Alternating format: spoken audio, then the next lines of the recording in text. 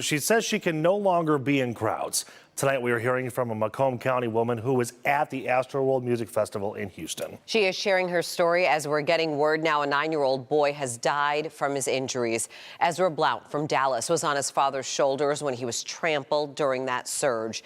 Ezra is the 10th person to die from injuries suffered at the festival. And with the criminal investigation ramping up, Victor Williams is in Sterling Heights getting a first-hand account of what it was like inside. Well, the catastrophic and controversial Astroworld Festival really changed the way that we look at big events as it claimed the lives of several people and injured many others.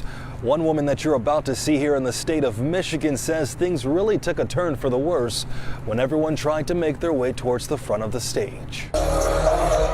There was a lot of times where I kept saying to myself, stay on your feet, stay on your feet, stay on your feet. If you don't stay on your feet, you're going to fall and then you're going to die. Rebecca Calabat says it's a concert and experience that will be burned into her memory forever. I remember looking at the performer and I was like, is he looking at us and thinking that we're enjoying this? She was just one in the crowd at the packed Houston show that left 9 dead and so many others injured. Cell phone video captured by Rebecca shows just how tight the massive crowd was and how some tried to leave because they simply could not handle it. When did you realize that something was wrong? When I really noticed it was bad was when Travis Scott was out and everyone was going back and forth, and I remember looking into people's eyes and us saying like, I'm sorry, like I can't stop, like I can't move. And it was just this fear in everyone's eyes that we knew like something was gonna happen, something bad was gonna happen. Despite all the cries for help, Travis Scott continued on with the show.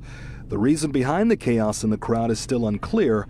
However, Rebecca doesn't blame the performers, but the event organizers instead. There was no security. There was no one telling us what we can and can't do. Nobody was there to stop us. And her heart is with everyone who wasn't as fortunate to make it out of the crowd without a scratch. While there's no physical harm, the damage has been done to Rebecca in other ways. It's hard for me to be in a big crowd now. I never had that fear. I've never suffered from anxiety.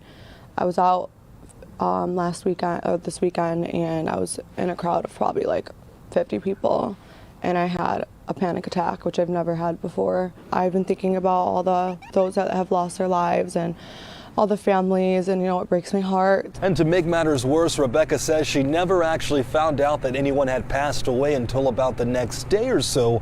She also says she's never planning on attending a concert again. Victor Williams, Local 4.